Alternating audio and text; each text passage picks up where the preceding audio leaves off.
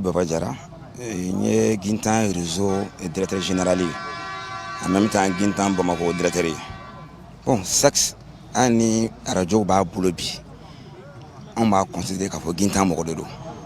Nous avons Gintana kana sur sax numbe. Nous na 95 na 96. Mais ani sax ka jela, amatique sax là. Nous avons allé comme amena directeur en 2003. Parce que animateur technicien. En même temps, journaliste, il y a un clan fait. Tellement de confiance, il y a Dakar. Je l'ai nommé directeur commercial, artistique et culturel. En même temps, il était mon conseiller, Kato Gintana. Il a servi chez moi de 1995 jusqu'en 2012. Mais au Bella, à ma radio Bla, ça qui t'a comme conseil de Agnoté. Il y a eu un an où il a commenté, si tu m'as cité Dodo, n'a aucun roman à Outia, à Kelebarola.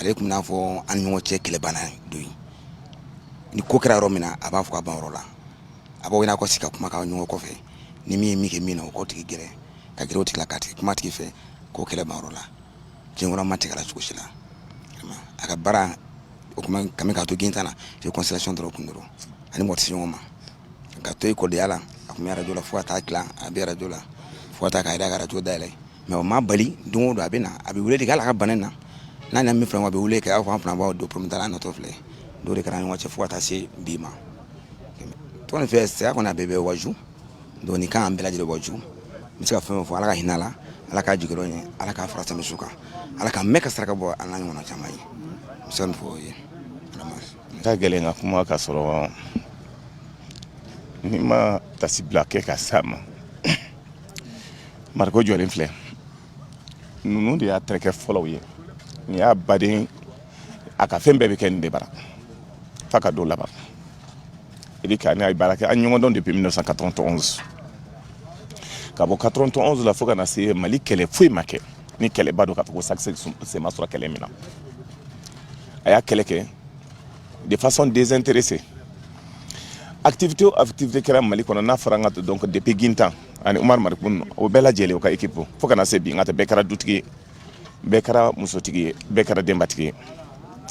Kana kele damne wala fo kana sebima ni ya me ko musique be jama wi kana se rodo la adam ne na wala mar ko la musique congolaise allez la musique sénégalaise amboro wala aye télé réalité OK even ma bachama yebi c'est grâce à son émission en son temps émission ngata jara malien be ka bola ngata katla kana radio créé entro konnana Omar Tara Gintana bi ni bakara obi atra français kat laga se kana ngata alebi chaîne de abe wartemna abalman ke mesigle jolen flene ngata ka fembe ni di ko bakaran de bara banana na damine tumami wa so ngata antume tan fla fen chama kera katme o konnana jatmine de kera ka fo jamana ko konnana mawo mangat donc ni bi sebi nye ibi haklan tadi jamana ko la saksi aklebeke ka damne kele o kele damna mali konna fo bi ngata ya kelebeke mais les restes fidèles.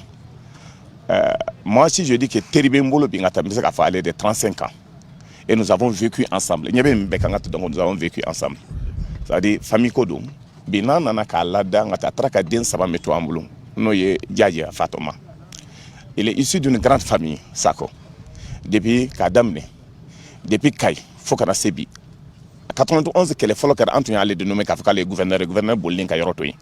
Kabou Langata Katlakana Kani Barabeke. Isuduru kelekele interkedo isuduru kanga na tele flamina ngata bamako ngata donc ça yankera unyefe donc anye fengo fenke ngata donc ça veut dire ambe barao barake am nyon wele ngata donc amba fenge ni gelam na ka se rodola mais mi ni mali on fait mauma ni yenyu mayake jamana kan ko koksi ma ngata ko kaleje parce que ma baw jamana kon nana o laban chugo ngata be mo joro jamana kon nana donc kadwo kai adenge kelemina ya tono ijaja na demso flamina ya to ambulo Fatma tanga donc ani omo no ya batoma ambe duo koyi ala ka sababu nyuma koyi mi ngat donc na bekara ni bara halbe ni dem kalfalen bala na dem ba fa ma ko papa halbe ngat donc ala ka saka ka joyara fa ko la bango nyuma ala ka da ambela jelema kay ka wulla ngata ni ala sona ngata o be sebi ngata me ango ne sudo nye ka duo ke ngata donc aye il a marqué son époque musique ko la il a marqué son époque animation ko la il a marqué son époque journalistique ko la il a marqué son école. Et puis à Bolé, il est une référence en termes de moralité, en termes de dignité, en termes donc de souveraineté. il a été un homme digne jusqu'à la dernière minute. Ni dodo tout avec boli mo no fait. Bana en kera fo ka ban.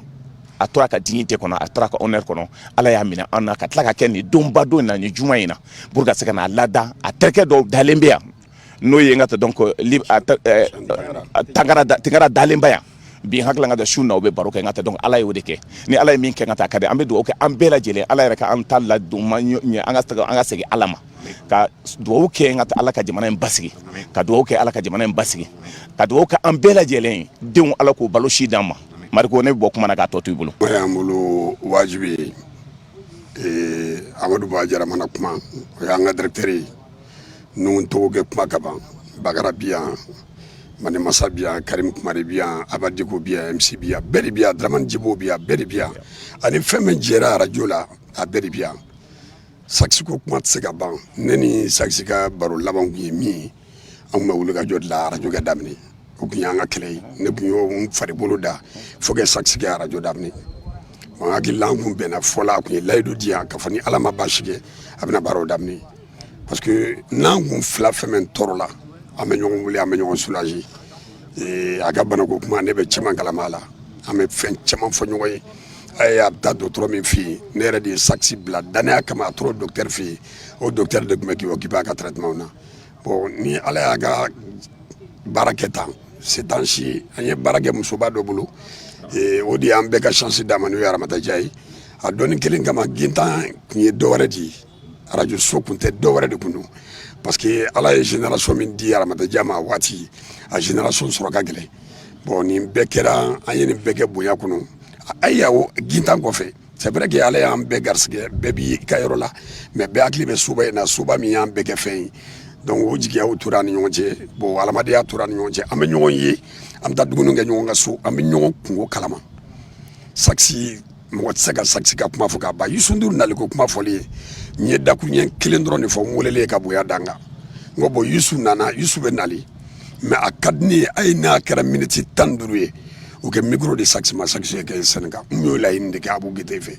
mbado la inde fere ay ni sax jara ba kuma ye kenaga sax ga une minute de silence ba so sal kono mbado fere abuye dem semia abake c'est pour dire que fen chama bi mo be la inde ga ala fe ma jalat ke bay masa jabadu nyede ambe fautayana bautayana limana utayana mais on jonga sabali ni wati de ganga ke nyugo mine wati mais kuma kele joro ben na nungu to afo minu sagana jamana yi wati do la nga jamana nyema ku nyini ngudon ku ka gele akuno yani u ga tayata aga fago fasole do ku yi mais dobi bi afene be bulula ma yi so ko saksi kunu femen kera saksi ga radio ku na ne ba be kalama afu buya makena buya baduna ndina to fo parce que yayi ban ngero e ka foya ma ere bana don ga fo mbe fa ga mo men fo ka foya aya sigo min ge saksi ga radio kula ere fami gele asro wati mina an wulla ka sale de ma wallahi anaga bana ale de wulla ase mi ayo kai donc bunya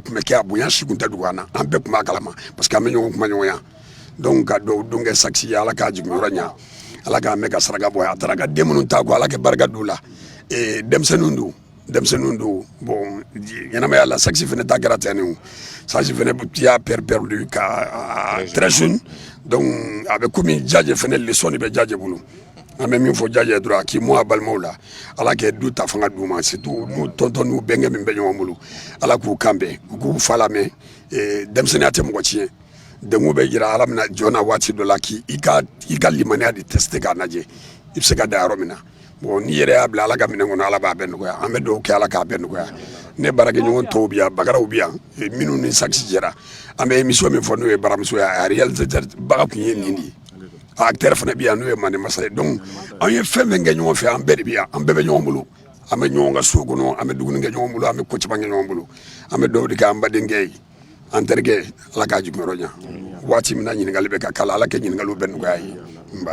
Un ami d'enfance de Saxe. On a commencé la radio en même temps et on s'est connus en 1995. En son temps, j'étais au lycée technique et lui, il était à l'ENA. Donc, on a fait nos débuts ensemble. C'est quelqu'un qui a été toujours, on va dire, dans l'excellence. C'est quelqu'un qui a toujours cherché à apprendre ce métier-là. Parce que quand on commençait, on a travaillé en apprenant le métier. Et avant de faire des études de journalisme et autres. Et c'est quelqu'un qui a toujours était en avance sur son temps et qui a toujours rêvé. Dans ce métier, il faut beaucoup rêver. Et Sax avait des idées, il croyait en ses idées, et même quand personne ne croyait en lui ou en ses idées, il fonçait et ça se réalisait. Une petite parenthèse, Sax a été la personne qui m'a fait partir en France la première fois. En son temps, on réalisait l'émission Mandema Saka Baramso. Donc pour l'étape de France, il a fallu qu'on parte. Et c'est comme ça que moi, j'ai rencontré mon ancienne femme et qu'aujourd'hui, je vis en France. Donc quelque part, c'est grâce à lui. Hein, c'est grâce à son émission, même si c'était dans le cadre du travail. Donc c'est quelqu'un avec qui j'ai partagé beaucoup de choses. Aujourd'hui est un jour très dur pour nous et il est très difficile pour nous de parler. Un jour viendra, on pourra parler davantage de l'homme, mais je vais m'en arrêter là, l'émotion grandissant. Juste pour dire qu'il y a encore quitté et que là où il est, on est fiers de lui. Ala abarkaye ala de bise kanike ala de ko bawke ala barkada ala mi gabe ala de befoka barkada. Ça c'est une partie de moi qui est partie aujourd'hui parce que ça c'est déjà il y a longtemps, très longtemps, depuis Guintan. Mandema Saka Baramso, on a fait ça ensemble. Abesana et Hakilna et Madomi. Bon, vraiment, c'est-à-dire que comment t'en quoi? Na dira qu'un barin bec on fait, amateur on a Haramadia la, Bounia la, Karamala. Même le dimanche passé, il m'a appelé Mandema Saka. Vraiment, ça fait longtemps, il faut qu'on sorte. Il va faire quelque chose de mieux. Il a dit que nous avons fait un temps là. Grâce dimanche, dimanche, il va ramasser follow. Allah bisa ka kola quoi. Mu do kala ka hinala. Allah ka yafa ka Allah ka darosma. Kuma te ne fait quoi? Wallahi, kuma te ne fait. Ka aw yera fo. Allah ka yera nya kanta don kono. Atara dunduma mina ya rabbi ama Allah ka jigoronya. Allah ka ni makambe. Haketo be ni ka salama amado. Saksi ne be foli ka ebi. An ne sigira abe 8 ans mo. An ga armadiya be kli. An be dumuni kɛ ɲɔgɔn fɛ. Saksi te dumuni kɛ na mane wele.